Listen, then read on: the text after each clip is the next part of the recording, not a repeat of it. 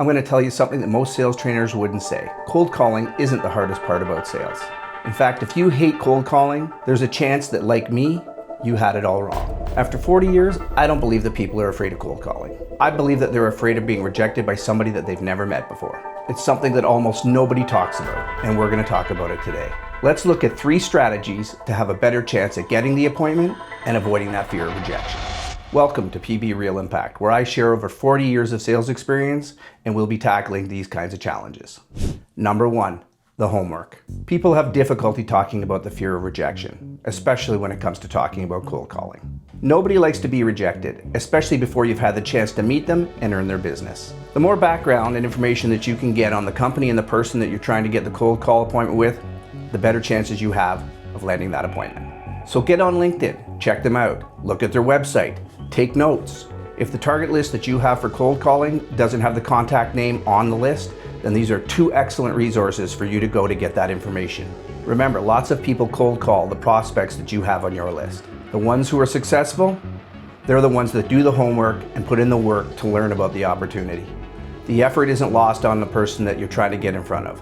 They will reward you for it. If you've done your homework and you still can't find the right person, the one that's the decision maker, the one that you need to get the appointment with, well, that takes us to number 2, the gatekeeper. Almost every company has what I like to call a gatekeeper. This is the receptionist, this is an office assistant. They're the ones that have a close tie to your prospect and can offer valuable information to help you get the opportunity to get in front of them. You need to find out who that is. I start with the receptionist and I ask the right questions. I break the ice with a little bit of comedy, talk a bit about the day, a bit about myself, but then I get to the point. I ask them point blank, could they help me out? What I'm looking to do is I'm looking to get an appointment with the right person. Can they steer me in that direction? I tell them exactly what it is that I do, what it is that I'm trying to sell, and ultimately, they usually bring forward the person's name. Oh, you're looking to talk to such and such. Maybe that's Steve, maybe that's Paula, we don't know, but that receptionist will give the answer. From there, I take it a little further. That's fantastic, I really appreciate your help. Does Steve make his own appointments? Does Paula make their own appointments? Do they have an assistant? Is there somebody that I need to go through that's someone else before I actually get to that person? If there is, they usually give you that information. Once I have it, I don't ask to be put through right away. I ask a couple more questions. Maybe they're in the office only on certain days. So I need to target those days as the days where I'm going to call to try to get in touch. If there is an office manager or an assistant involved, before being passed on to them, I make sure to ask the name of the receptionist that I'm talking to. That way I have that in my notes, and the next time that I call in, I can address them by name. Having that information is an excellent way of building rapport for the next time that I may have to call in. When I'm speaking to either the office manager or the assistant, the same rules apply. I'm going to take the same process I did with the receptionist and I'm going to have some fun, ask some questions at the beginning, make it a little light so that I'm building a relationship and a rapport right off the bat. I'm going to say, I was told that such and such is the right person that I should be speaking to. Can you give me a little bit of insight as to what is the best way to work with the person?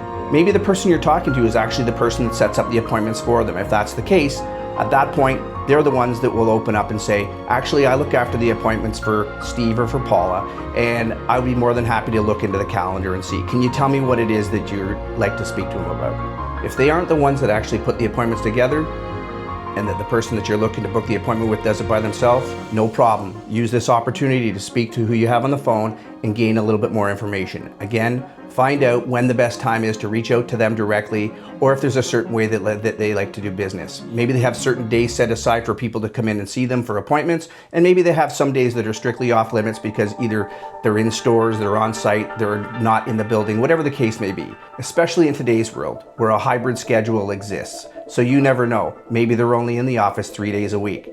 The takeaway here is understanding the importance of what we're calling the gatekeeper. Not only are these valuable relationships that you're building while you're trying to get the appointment, these will prove to be very big assets for you moving through the sales process when you're trying to earn the business and ultimately when you do close it. This is something that sets you apart right from the very beginning. You're building rapport and relationships and you're putting in the work to figure out exactly how their company works. If you're enjoying the content so far, don't forget to hit the like button.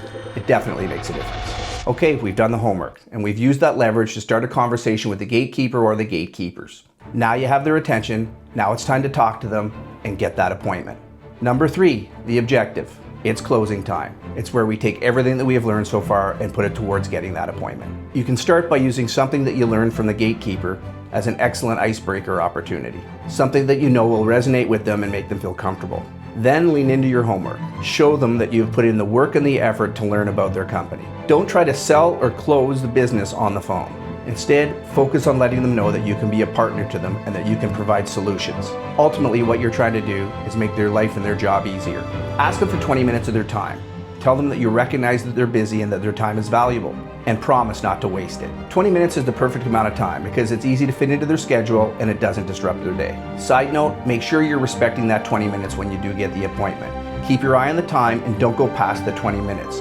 When you get just before the 20 minutes, make a note of saying to them, I asked you for 20 minutes and I really appreciate it, and I don't want to overextend. They will appreciate that you aren't asking for 20 minutes, but instead just taking as much time as you feel that you need. When you don't respect the 20 minutes, you put them in an awkward position, and then they at some point have to cut you off and say that unfortunately the time is up. What this also does is it shows that you respect their time. So if you do have to do a follow-up appointment and you ask for that, they know that you're going to respect any time that they give you. That's a big thing in sales. Congratulations, you've not only secured your appointment, you've created a blueprint for your future cold calling and prospecting. Don't worry if your first few attempts are clumsy. That's just sales. We learn, we adapt, and we grow. Once you found your sweet spot in navigating this process, you won't believe the difference in your success rate. It'll be replaced with a drive to get in front of more people and make more cold calls. Please don't forget to hit the subscribe button, and remember, until next time, keep chasing success, but don't lose yourself in the process.